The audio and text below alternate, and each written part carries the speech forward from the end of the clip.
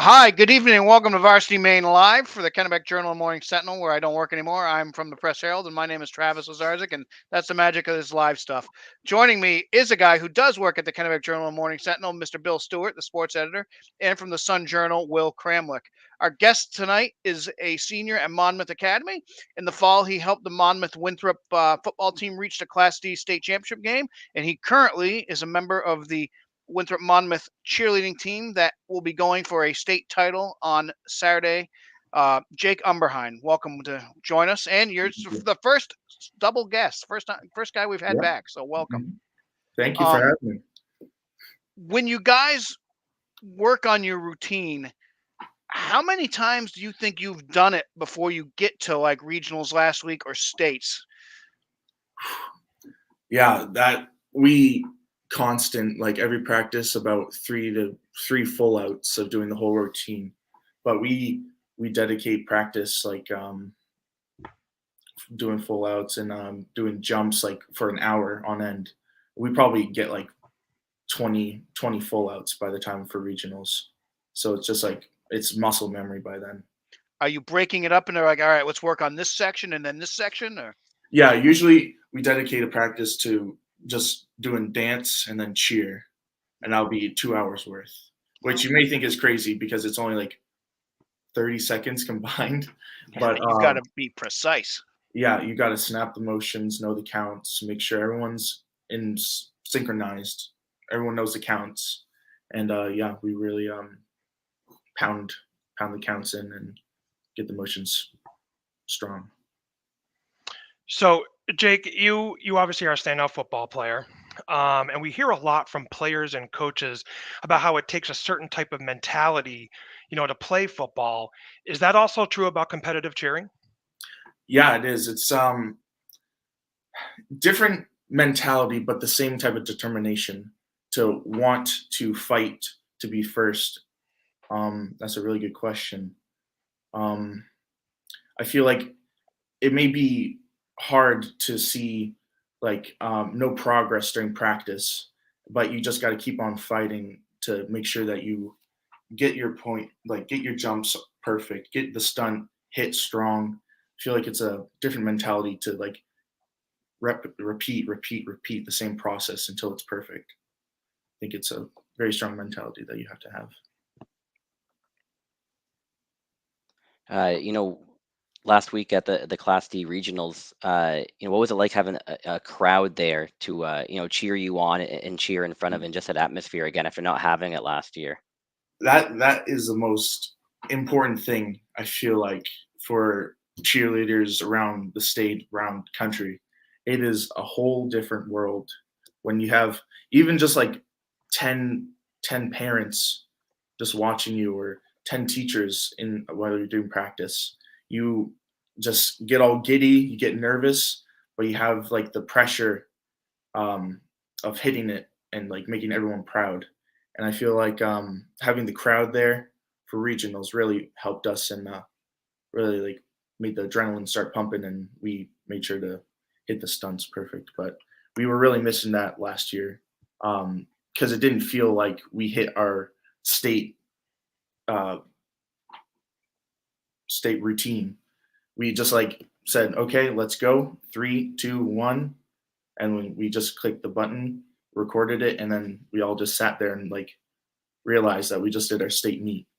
It it doesn't feel the same without the crowd, but it feels great now. It definitely takes like some getting used to again because it's been 2 years from performing in front of a crowd. We haven't had anyone really to watch us and like cheer for us, but as soon as we hit the floor, it kind of had me flash back into sophomore year, kicked it into gear, and killed the routine. Jake, you recently announced that you're going to be attending Massachusetts Maritime Academy for college, where you'll play football and continue your career there. How did Mass Maritime kind of get to the front of your decision making process and be the place you want to continue? I've always loved engineering my whole life. I've ever since like kindergarten, I've always loved building things. Legos really like soared me into the engineering field and STEM. So I've just loved building since I was a child, and my dad working at BIW at the project or the planning yard, being a project manager, him like explaining what he's doing at work and what systems he's doing really like intrigued me and kind of led me to this point to choose marine engineering, and then having Maine Maritime and then Mass Maritime be like the two options. Having Maine Maritime be close to home or kind of close, but as soon as they dropped football freshman year, I chose Mass Maritime, and I think that's like the perfect fit for me. Great. So Jake, what is it about cheering that helps you become a better football player? And then conversely, is there anything that you do in football that helps you become a better cheerleader?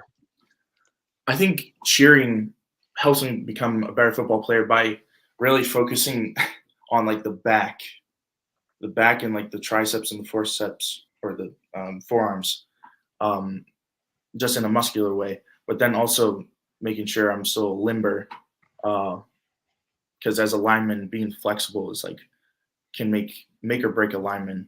So make sure that you are flexible really increases the potential of a lineman. And just being in football in general just makes you strong. So as soon as you go into cheering season, you're already primed, ready to toss girls and do high jumps.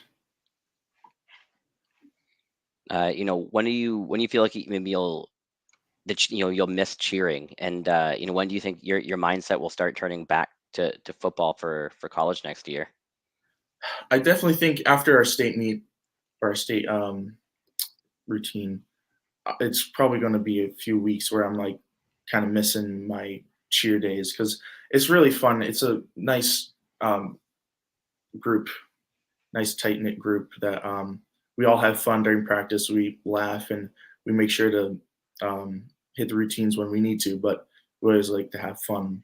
But as soon as a couple weeks go by, I'm hitting the overdrive into football and making sure that I'm hitting the gym some more and getting my cardio up and making sure that I'm ready for preseason football in August. It's all going to come pretty quickly. I know that. Jake Umberhind, thanks for joining us. Actually, Jacob, hold on one second. Jacob, I actually have, not to cut you off, Travis, but I have a couple other questions, but I have to admit that they're not from me. Okay. So I'm switching things up a little bit here. Okay. But these last few questions are actually from your mother, Lori, whom I chatted with earlier. Okay. So you got to take your time and you got to answer these correctly. All right. Okay. Your mother wants to know, okay, and this is totally legit and true, that once you're in college and you're washing your uniform, she wants to know, do you know that you cannot mix colors and whites because, and I'm quoting her right now, she doesn't want you to be that kid. I'm glad that she gave me that great advice. That's I didn't know that, but now I do. Now you do. And then lastly, the last question she wanted me to ask you was, is there any one piece of advice that you've received from your mother that's going to stick with you? Oh gosh, now I gotta think. I don't know. Throughout my whole life, I think she just said "suck it up." So, so I've lived by that motto: just suck it up, go through the pain, whatever you're doing, just keep going, and you'll achieve greatness. I think, and I may take it lighthearted, but really in the back of my mind, I think just suck it up and do what you have to do to carry on. Okay, I think that's good advice for all of us. Thanks, Jake's mom. And Jake, now that we've thoroughly embarrassed you, thank you this time for real for coming on for the second time. Good luck Saturday at States, and good luck in the future. Thank you.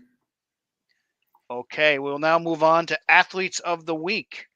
Starting with, from Oceanside High School, Maddie Ripley. She became the first girl to win a Kennebec Valley Athletic Conference Wrestling Championship when she took the 113-pound title at the conference meet in Augusta.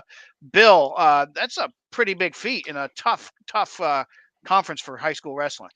Yeah, no, this is, I mean, it's super impressive. I mean, and what's impressive is that she went up against the best in the KVAC in her weight class, and that's boy or girl, and she took care of business. I mean, that's really impressive, obviously making history. And we're seeing a lot more girls get into high school wrestling, over the last few years, and that's just tremendous for the sport. But yeah, kudos to her. I mean, that's just an incredible effort, and making history like that, that's a real big accomplishment. Definitely. Uh, Morgan Zet's Telstar girls basketball. Zet scored 40 points in the Rebels 62-31 win over Wisconsin on Saturday, and she added 22 in a loss to Dirigo on Wednesday. Um, Andrew Caceres, Edward Little Levitt boys swimming, he had wins in the 100 butterfly and 200 individual medley and swam a leg of the first place 400 free relay, earning boys swimmer of the meet and helping the Red Eddies clinch the KVAC Class A team title on Saturday. Will, um, big win for the Red Eddies at the conference meet. What do they look like going into states? What about the EL swimming you said? Yes. Yeah, just adding in that Levitt contingent in has given them some depth and some talent. But it starts with Caceres, who's kind of rewriting a lot of the records there at Edward Little, which some of those records he's breaking have dated back to the 90s and the 80s. Wow. And he's just getting better every year for them. So definitely, if they're going to do anything at states, it's going to be him. Okay. More swimmers: Andrew Layton, Sawyer Wright, Gaffney McDonough, and Finn Weaver won the 400 freestyle relay, the final event of the night, to lift the shipbuilders over Belfast for the KVAC B crown. Olivia Bradford from Cheverus, Old Orchard Beach, Kennebunk, and Wyndham girls hockey. On Wednesday, Bradford joined 7 other girls named as semifinalists for the Becky Schaefer Award given to the state's top high school senior girls hockey player. And then she went out and scored 3 goals as Cheverus defeated the Gorham co-op team 10-3 in a South quarterfinal. The other Schaefer Award semifinalists are forwards Carolyn Audette of Edward Little Levitt, Kaylin Gendreau of Scarborough, Kate Finney of Falmouth, Leah Landry of Lewiston, then defenders Lily Gish of Lewiston and Eve Martineau of Edward Little Levitt, and then finally Scarborough goalie Ariella A.J. Sweat. Congratulations to all. Camden Hills' Carla Upham won the 50 free and the 100 butterfly at the KVAC Swimming Championships. Kylie Spagnardi of Edward Little Levitt Poland girls hockey, she scored a natural hat trick in the Red Hornets 8-2 win over Gorham Bonnie Eagle Massabesic Westbrook Friday on Saturday. Sonny Johnson had a triple-double with 15 points, 14 rebounds, and 10 steals for the Seacoast Christian boys basketball team in a 33-26 win over Pine Tree Academy. And Forest Hills senior Mason Desjardins scored his 1,000th career point in a win over Vinyl Haven. He joins his brother Parker as a 1,000-point scorer for Forest Hills. Got a long way to go to catch Parker, though, who scored 2,000 in his career. Sarah Moore from Mount Ararat, Lisbon Morse, Lincoln Academy girls hockey. She scored all 4 goals in Mount Ararat's 4-0 North quarterfinal win against Yarmouth Freeport on Wednesday. And Will, back to you. Sarah comes from a pretty good hockey background family, doesn't she? Yeah, her uncle is Greg Moore, who also grew up in Lisbon, went to St. Dom's, went to Maine, and played there and was a really good player there, and then had a pro career, and now he's a pro coach. And Sarah showing that the talent still runs in the family, and she's become a really good scorer for that team. And she's deadly, and against any team she can put it in the back of the net. Okay. Lizzie Gruber, her name comes up quite a bit on this show from Gardner girls basketball. The Tigers 6'4" junior center poured in 35 points to go with 23 rebounds in Tuesday's win against Lawrence. Their third of 5 games Gardner played in the final 6 days of the season. They're playing Skowhegan right now to end the regular season. And Gruber added 18 points in Wednesday's win against Morris. Bill, Lizzie Gruber feels like she's just scratching the surface of how good she can be. Yeah, and when you look at the stats, when you see these box scores and you see and you see her play and you look at the numbers and your first reaction is like, is this right? I mean, 24 rebounds, 25 rebounds a game, but it's game in and game out. The last 4 games, she's averaged about a little over 20 points a game and 17 rebounds. And JC Christopher of Skowhegan is probably the best player in KVACA this year, but Gruber's in that conversation, for sure. Next year, that conversation is going to start and end with her. Oh, for sure. Okay. Liam Gerepi from Scarborough boys basketball. He's a sophomore forward, and he scored 23 points in the Red Storms' come from behind 54-52 win Tuesday at Massabesic. Scarborough improved to 4-13 with a third straight win after starting the season 0-10. And then finally, Chelsea Gravier from Greeley girls basketball. She scored 16 of her 29 points in the third quarter as the Rangers handed Wells its first loss of the season on Saturday, 54-51 in Wells. So congratulations to all the athletes of the week. We have varsitymaine.com polls. You can see these on varsitymaine.com, and they are voted on by sports writers for throughout the state. Starting with girls hockey, because they're the only thing that started playoffs, is number one, Cape Elizabeth, Waynfleet, South Portland with 4 first place votes. Number 2, Lewiston with 2 first place votes. And then number 3, Cheverus, Old Orchard Beach, Kennebunk, and Wyndham. Number 4, Mount Ararat, Lisbon, Morris, and Lincoln. And number 5, Scarborough. These teams are all going to start playing each other here as we get to the regional semifinals. A big one on Saturday night is the Cheverus Co-op versus the Scarborough team. Both of them coming off of pretty easy wins in the first round. So some good hockey playoff action on the girls' side coming up.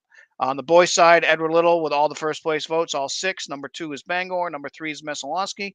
Number 4 is Greeley. And number 5 sneaking in is the Old Town Orono team. Bill, this Messalonskee team just kind of keeps on chugging along.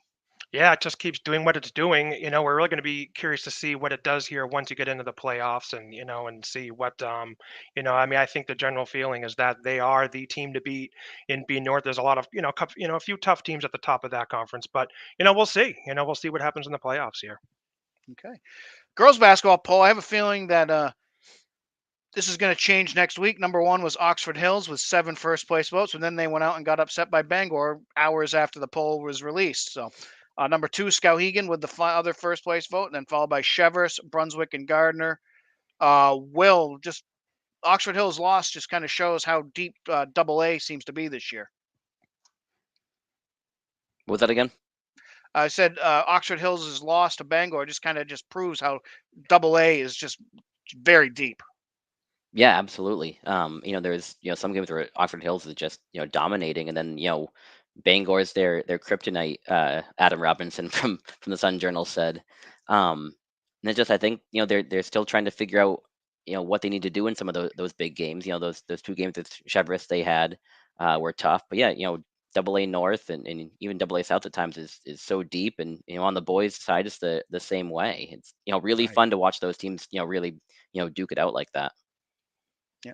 And finally, the boys basketball poll on number 1's Nokomis again with all 8 first place votes, followed by number 2, South Portland, number 3, Edward Little, and then went a tie for 4th, Brewer and Oxford Hills. Bill, Nokomis got in all 18 games. Now they've just kind of sit back and wait for the playoffs to start in Class A North. Can you tell, is there a KVAC game this year? Not sure about that. Don't believe there is. But yeah, I mean, in A North, I mean, this is going to be one of the most fun tournaments to watch. I mean, the potential for the semifinal matchups that you're here, should all the top seeds go, and that's a big if, but Sure. should they all go, there's going to be some really intriguing matchups that you're going to see some really big crowds at the at the Augusta Civics there. That's going to be really fun to watch. Oh, definitely. And then with tonight, the regular season ending for basketball, these matchups should start to come into focus in the coming days. Games that we're looking forward to in the coming days, like I just mentioned, that Scarborough versus the Cheverus Co-op and girls hockey Saturday night at 6 at True Marina. Cheverus beat them twice in the regular season. The second game was just 2-1. So Scarborough can maybe break that streak and advance to the regional final. Bill, is there a game or anything that you're looking forward to in the coming days? Well, not so much games, at least for us in Central Maine, but certainly, we have some regional championships coming up here. We've got some in wrestling. We obviously have the state cheerleading right in Augusta this weekend. So there's, we're into this really busy and pretty exciting time for high school sports for sure. And Will, anything in the Lewiston area that you're looking forward to? Talking about girls hockey, on Saturday we have the Red Hornets, which is Edward Little Levitt, Poland. They're taking on St. Dom's. The St. Dom's Co-op is taking on Lewiston in girls hockey. Lewiston's the only girls team that didn't play yesterday because there's only 7 teams in the North, where there's 8 in the South. So Lewiston will try to make its playoff run, starting on Saturday against a rival at the Coliseum. So that should be interesting. Yeah, the girls hockey, should be interesting, especially as it gets to those semifinals and regional finals and stuff. And we'll see how the basketball all shakes out, but it's a lot of good regions in basketball this year. Yeah, it's getting to be that busy time in mid-February that we all love. Reminder that you can all check it out at varsitymaine.com or pressherald.com, sunjournal.com, centralmaine.com, timesrecord.com, forecaster.com. We'll have all the high school sports coverage you could possibly want or need. Thanks for joining us this week on Varsity Maine Live. For Will, for Bill, for Jake, I'm Travis. Thanks for being with us.